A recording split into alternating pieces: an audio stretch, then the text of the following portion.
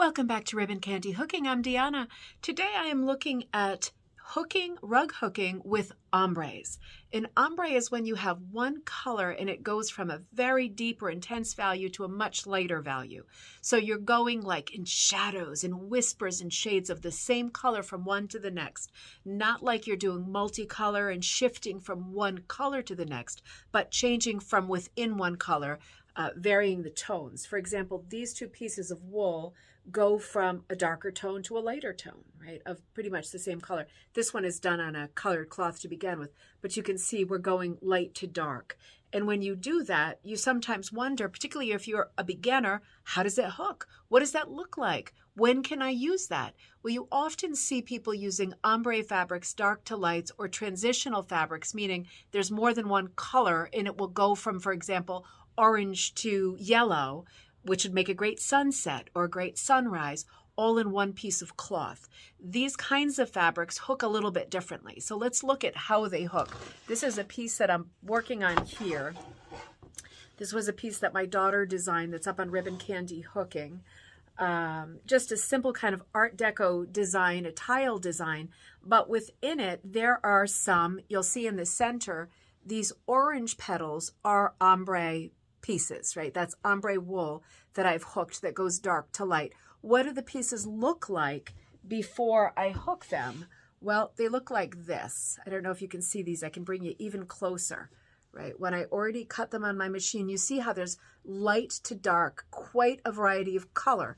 And you see when they do hook, I'm hooking them into a small space, right? You can see the color change as it goes. So for example, if I was not going to hook these strips into this particular composition and I just wanted to hook them just to see what they looked like hooked, let's see. Let's do it together.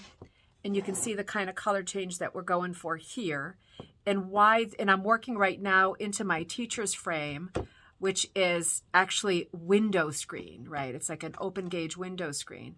So it's a little bit hard to hook in, but it gives us a good idea of what hooking looks like if you're a beginner. You can see what my fingers are doing underneath, which when you're a beginner is always helpful. I'll tip this towards you in a minute. Maybe you can see that as I go, I'm getting some color variation and it's shifting from one color to the next. Are you also a knitter or a crocheter who buys those beautiful cakes from the craft store and stays up till all hours of the night waiting for the color change to happen because it's so exciting? Well, this is a much easier way to get a color change. You can see I've got much more of my strip to go, but you can see how it color changes as I go along and how lovely and effective this would be if you were doing, I'm going to go for the low-hanging fruit again and say a sky, a sunrise, a sunset. It would be beautiful. But you can use these kinds of ombre fabrics. I'm going to bring you closer in again. I'm going to hook this last petal here so you can see I've got my other petals in place.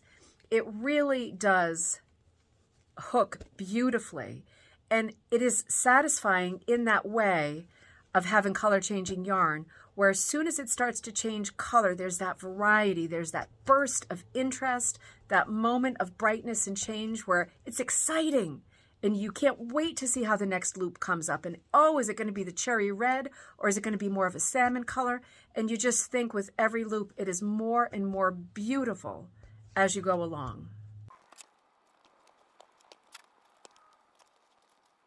You can probably tell even from the speed up of this video, I'm having a bit of a tricky time. Why am I having a bit of a tricky time? Well, those of you who are seasoned hookers have already figured it out. If you're a beginner, I'll tell you, I'm having a little bit of a tricky time pulling these through because I've got a number 8, which is a quite wide primitive cut, and I'm using monk's cloth as a backing, and monk's cloth is quite tight. That is a different video for you. But as you can see, where are we? Right here.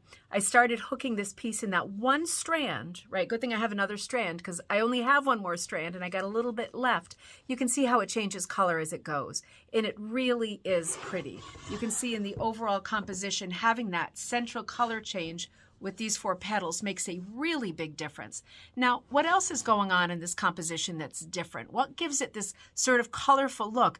This is color changing ombre material. This is as well. This is as well. But there's some other things going on the edges. Stuff like this. What's going on here? Well, this is beautiful background fabric, and it looks like this cut into strips, right? How does it hook? How does fabric that looks like this, I'm struggling with the camera, guys, look like this? Well, when you hook it, this is how it hooks. This is always worth experimenting with when you get a beautiful printed fabric, which is anything but a solid. Plaids, checks, herringbones, ombres, models, spot dyes, anything but solid. You wonder, how does it hook? This is how it hooks. And then I've got a little bit of plaid left to do, right? Over in this corner, my plaid is done. And this corner is my last corner that needs plaid. Here's my plaid. I've got some strips left that I'm going to hook. How does it hook? Here's the piece. It hooks like that.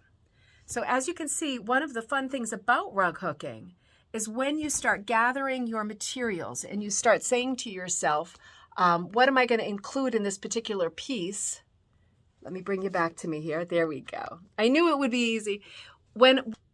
So with rug hooking, it is a lot of fun because when you start to put together your materials for a specific piece, you start to look at your plaids, your ombres, your solids and say, where am I going to place that in this whole composition? And it is a lot of fun when you are not using a kit and you are gathering your own, right? You are out in the world like foraging for your materials. It is fun to look and say, where am I going to put my really colorful prints, ombres, patterns, solids? How am I going to mix them up, right? Because each type of material will give you a different look.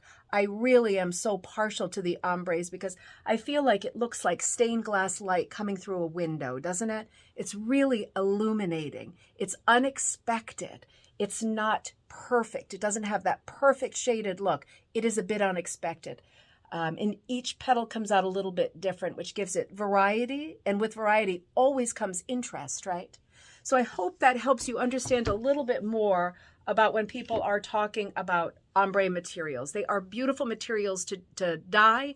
They're beautiful materials to play with and to hook with and to use. Just be bold, give it a try, see how it comes out, and try to think of a way, whether it's in a landscape or whether it's in an abstract composition like mine, to be able to use these unique, beautiful hand-dyed fabrics. I will see you next time on Ribbon Candy Hooking.